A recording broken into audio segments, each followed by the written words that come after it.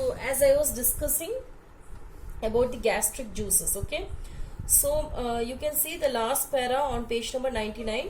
The digestion in stomach is taken care of by the gastric glands, okay. So as in the mouth, the glands which was producing saliva was called as salivary gland. In the same way, in stomach, the glands which are producing gastric juice are called as what? Gastric glands. Okay, they are called as the gastric gland. Yeah, gastric gland. Okay, so they are present, of course, in the stomach. These releases hydrochloric acid, a protein digesting enzyme pepsin, and mucus. This is very important. Okay, this point. This gastric juice in stomach actually comprises of three things. Okay, what are they? HCl, our chemistry HCl. Okay, hydrochloric acid. Second one is pepsin. Okay, this is an enzyme which digests protein. Okay, so that's why it is written that for protein I am writing PTN. Okay, so PTN, protein, right? So pepsin is an enzyme which digests protein, right? And the third one is mucus. So what I was telling, that stomach, it secretes some juices called as gastric juices. These gastric juices are actually released from the gland called as gastric gland. Okay, the gastric juice consists of HCl, pepsin, and mucus. HCl is nothing but hydrochloric acid, pepsin is a protein digesting enzyme, and mucus, right? If see, in the previous video I told you that in buccal cavity the digestion of what takes place? The digestion of starch takes place by the enzyme what? Salivary amylase. So here it is very clear that the digestion of the protein will take place here. The digestion of the protein will be given the priority, right? So I am just reading from the book. The hydrochloric acid creates an acidic medium. Okay, so you know that our stomach is acidic in condition. Okay, you often might have heard that because of the overtake of the food or spicy food or unhealthy food, you are getting acidity. Okay, it means what? The normal acidic environment has increased in your stomach. Okay, so you know that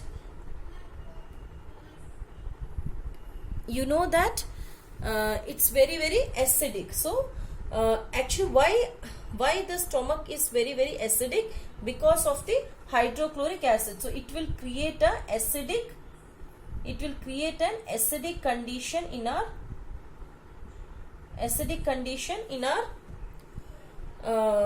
stomach, right? Then what they say, see, read that statement very clearly. The hydrochloric acid creates an acidic medium which facilitates the action of the enzyme pepsin. Okay, so what they say, that pepsin, this enzyme is there, right? This enzyme will work only if the condition is acidic. That's why they are saying that HCl is facilitating or helping the functioning of pepsin enzyme, right? Now pepsin, as you all know, that it is what? It is a protein digester. It helps in the digestion of the protein. Okay. Third one is mucus. Okay. So mucus is actually what? The mucus will protect the inner lining of the stomach from the action of the acid under normal conditions. Now as I told you, the condition of the stomach is very acidic. Okay. So what will happen? Our stomach must be protected from this acid, even though that acid is helpful for our body, our stomach, but we must have to protect the stomach from the HCl. So like if stomach is here, it will have a small lining, or you can say a cover of mucus. So mucus is a cover of the stomach, and what is its function? It will help it from the acidic conditions. Okay, that's why they have written mucus protect the inner lining of the stomach. What is the function of mucus? It will protect the inner lining of the stomach from what? From the action of the acid. Okay, so hope it is clear, the stomach and its components. Okay, so the juices which are present in the stomach is called as gastric juices secreted by the gastric gland. Gastric juices consist of HCl, protein digesting pepsin and mucus. Okay, so HCl is nothing but hydrochloric acid.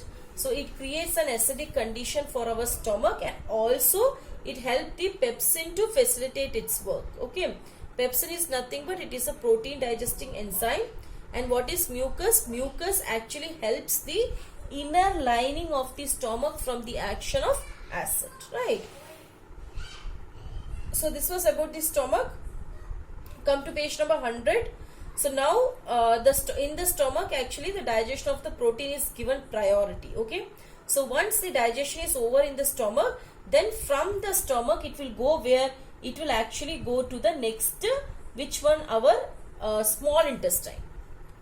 Okay, so I have just drawn it very roughly, okay, because small intestine is very coiled. Okay, the proper you have to draw it from the diagram. Okay, so I'll just draw. So now our food has reached where? It has reached to the small intestine. Okay, so from the stomach, where it will go? It will reach to the small intestine. Okay, small intestine is highly coiled. Then you have the boundary of this what is that? Large intestine. Okay, so most of the students, they used to do the mistake that it is entering to the large intestine. No, it is first entering to what? It is entering to the small intestine. Okay, so you can read on page number 100. The exit of food from the stomach is regulated by the sphincter muscle, which release it in small amount into the small intestine. Now between the stomach and the small intestine, you have a sphincter. Okay, sphincter is nothing but actually a valve. Okay, so this sphincter only, now the whatever food we have taken, it is there in the stomach. It must go in in small amount. It must be passed on to the small intestine in small bits. So that work is done by actually sphincter. Okay, so sphincter allows or releases the food into small intestine in small amount. Okay, so now the food is there in the small intestine. Okay, now about the small intestine, if you want to say, small intestine is the longest part of the alimentary canal. So it's very important. Small intestine, they are the longest part of the, they might ask you in the one word. Okay, so small intestine is the longest part of the alimentary canal, and as you all know that it is highly coiled. Okay, now what happens in the small intestine? Small intestine is the site of complete digestion of carbohydrate, proteins and fat. So what they say, in small intestine, complete digestion. Now you have seen that in buccal cavity, digestion of starch has taken place. In stomach, digestion of protein has taken place. But what they say that in small intestine, most of the digestion will be over, because then it has to go to the large intestine and then that's all. So small intestine is a place where the complete digestion of carbohydrate, protein and fat takes place. Okay, so now as in the buccal cavity we had the secretion of saliva, and in the stomach we had the secretion of gastric juice, in the same way in the small intestine we will have the secretion of what? Secretion received from liver. Okay, secretions received from liver and pancreas. Okay, so pancreatic juice, and from liver what is the secretion? Bile. You all know that the bile juice is secreted from where? Liver. Okay, and it is stored in gallbladder. So I am repeating the statement. Small intestine will get the secretions from liver and pancreas. Okay, so I am reading from the book only. The food coming from the stomach, okay, so it receives the secretion of the liver and pancreas for this purpose. The food coming from the stomach is acidic and has to be made alkaline for the pancreatic enzyme to act. Okay, now what they are saying, as I told you that the food which is there in the stomach is very very acidic because of HCl. Okay, so once it reached to small intestine, that acidic food needs to be converted into alkaline.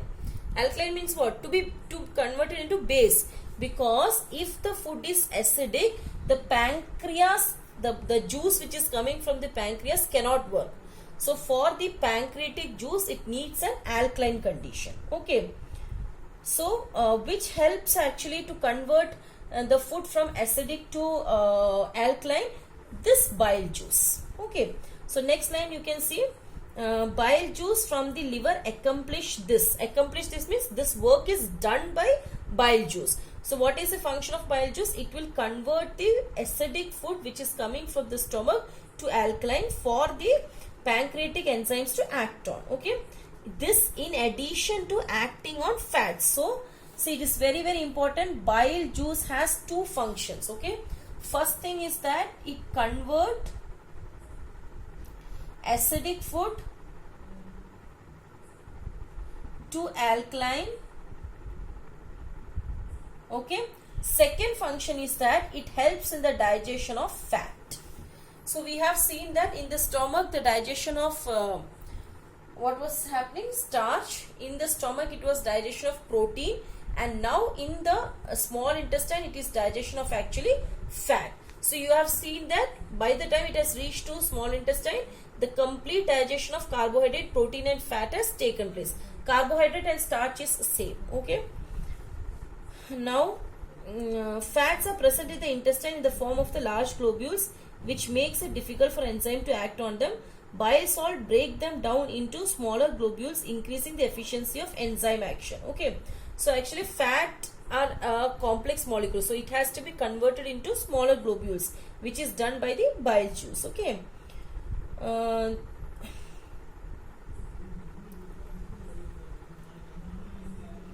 then next you can see, after 2-3 lines, the pancreas secrete pancreatic juice which contain enzyme like trypsin for digesting protein and lipase for breaking down emulsified fat. Okay, next we are talking about what? About pancreas. So it's very very clear. They will ask you from here the functions of bile. So these are the two functions. The bile juice, it will convert the acidic food which is coming from the stomach to alkaline for the pancreatic juice to act on. Second function of the bile juice is what? It helps in the digestion of fat. Okay, most of the things which I am saying is theory. You have to listen to my video and you have to make your own notes. Otherwise, if you see digestion of the digestive system, digestion is a long, it's explained in a what to say, in the deepest way, but you have to cut short and write. So you have to listen to my video and you have to make your own notes as far as bio is concerned, right? So next we'll see something about the pancreas and pancreatic juice, right?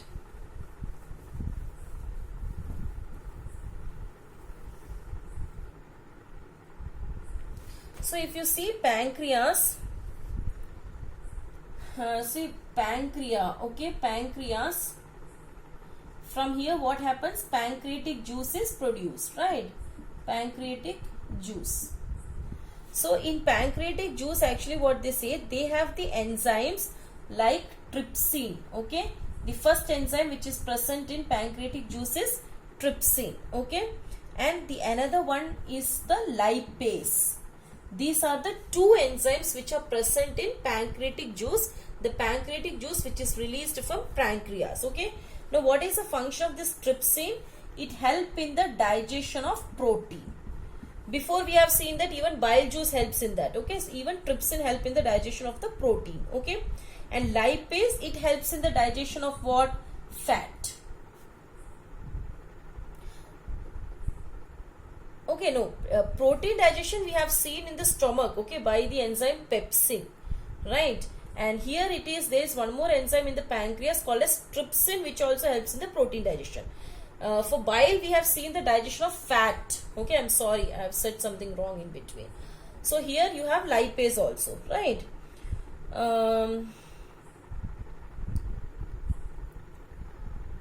Okay, so now this is there. Okay, now as I told you that in the small intestine in the small intestine, the complete digestion of the carbohydrate, okay, the complete digestion of the carbohydrate, protein and fat takes place. Okay, this I said.